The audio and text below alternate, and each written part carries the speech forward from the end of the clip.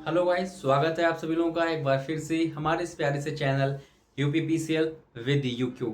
सो guys, आज की इस क्लास में जैसा कि आप लोग थंबनेल में देख रहे हो, आज हम डिस्कस करेंगे अपने इनकम टैक्स सीरीज के जो हमने स्टार्ट किए उसके पार्ट थर्ड को।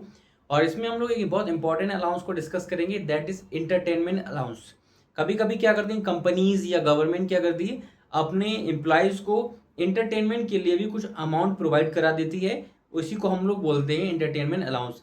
ये किस सेक्शन के अंदर आता है तो याद रखना, ये सेक्शन 16 के सब सेक्शन सेकंड के अंतर्गत आता है। इनकम टैक्स एक्ट 1961 के सेक्शन 16 सब सेक्शन 2 के अंतर्गत इंटरटेनमेंट अलाउंस आता है। याद रखना, यहाँ से भी क्वेश्चन बन सकता है।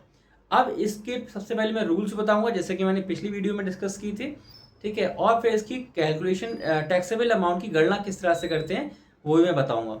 चलिए जल्दी से सबसे पहले बात करते हैं हम इंटरटेनमेंट अलाउंस की। बात करें तो देखिए, नॉन गवर्नमेंट एम्प्लॉयज की अगर हम लोग बात करें तो नॉन गवर्नमेंट एम्प्लॉयज के लिए ये फुली टैक्सेबल रहता है। अगर यानी कि अगर आप प्राइवेट कंपनी में काम कर रहे हैं और आपको इंटरटेनमेंट अलाउंस के 50,000 रुपये मिले तो पूरे का पूरा टैक्सेबल होगा, सरकार पूरे पर टैक्स लगाएगी। तो याद रखना, नॉन गवर्नमेंट एम्प्लॉयज के लिए फुली टैक्सेबल।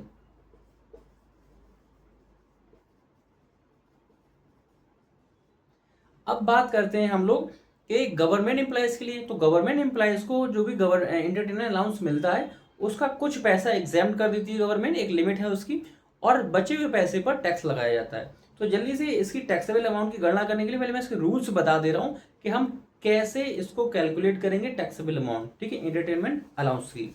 तो इसमें कुछ 3 पॉइंट्स हैं एचआरए में, जैसे हमने देखे थे, वो हमें याद रखना है इंटरटेनमेंट अलाउंस की गणना करने के लिए। मैं जल्दी से लिख रहा हूँ, उम्मीद है आप लोग भी साथ साथ लिखते चलेंगे। पहला है इसमें हमारा actual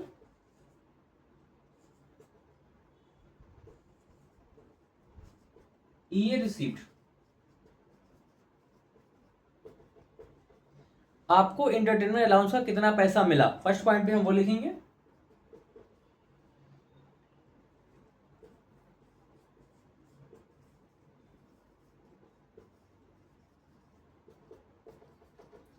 one by five of basic पे। आपकी जो बेसिक सैलरी है, याद रखना सैलरी और बेसिक सैलरी में दोनों में डिफरेंस होता है, उम्मीद है सबको पता होगा, ठीक है। तो बेसिक पे हम जब एचआरए की कैलकुलेशन कर रहे थे, कल मैंने बताया था, तो एचआरए में सैलरी, एचआरए कैलकुलेट करते समय सैलरी के अंदर 3 चीज़ों को जोड़ते हैं, बेसिक पे और आपका डीए और कमीशन रिसीव। लेकिन यहाँ पर एंटरटेनमेंट अलाउंस की गणना करते समय हम यहाँ पर सिर्फ बेसिक पे को उठाएंगे, यानी कि डीए और कमीशन को नहीं उठाते हैं। तो यहाँ पर आपका आ जाएगा सेकंड नंबर पे 1/5 ऑफ बेसिक पे। आपकी जो भी बेसिक पे है उसका 1/5 यानी कि 20%।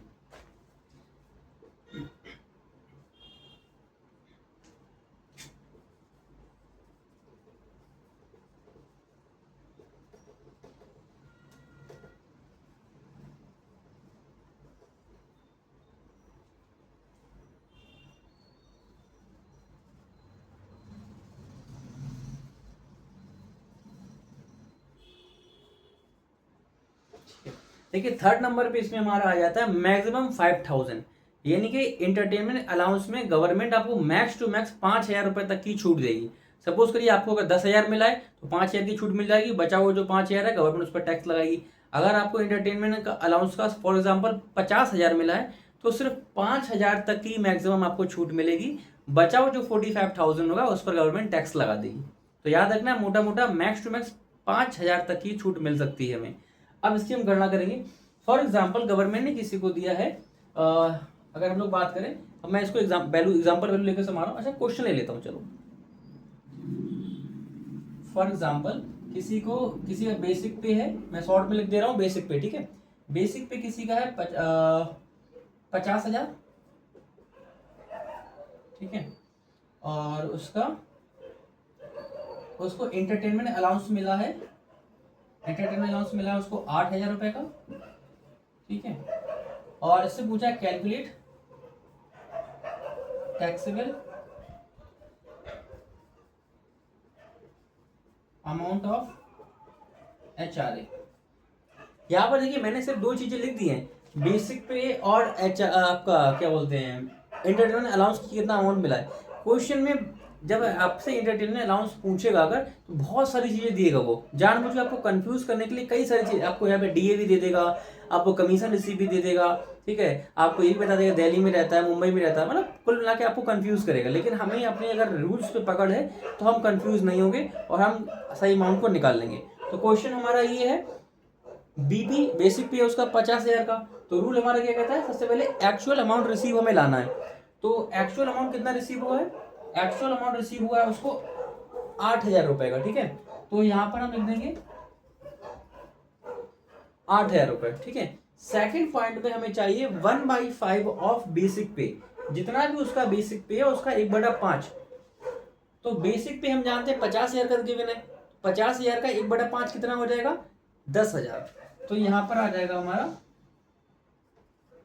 10,000। और तीसरे नंबर पे तो गिवन ही है हमारा 5,000, ठीक है, ये मैक्सिमम अमाउंट है, इससे ज्यादा तो लिमिट छूट मिल नहीं सकती है। अब छूट मिलेगी कितने की, विच इज लेस एग्जेम्प्ट, इन तीनों में जो भी कम होगा, जो सबसे कम होगा उतने रुपए की छूट मिल जाएगी हमें। तो सबसे कम क्या है, सबसे कम भाई 5,000 ही तो है, तो 5,000 रुपए की हमें छूट मिल जाएगी, तो ये आपका एग्जेम्प्ट हो जाएगा। लेकिन हमें तो चाहिए टैक्सेबल कितना है, हमें तो ये निकालना है ना। तो टैक्सेबल अमाउंट की तो कैसे निकलती है, टैक्सेबल इक्वल टू ये रिसीव्ड माइनस का exempt. Taxable amount equal to ये रिसीव्ड, जितना आपको मिला है माइनस कर देंगे उसमें से एग्जेम्प्ट, जो एग्जेम्प्ट हो गया हमारा। तो हमें मिला कितना है, देखो इसमें 8,000 मिला है हमें, और एग्जाम कितना हुआ है, एग्जाम अभी हमने निकाला 5,000 रुपए, 5,000 एग्जाम हो जाएगा। तो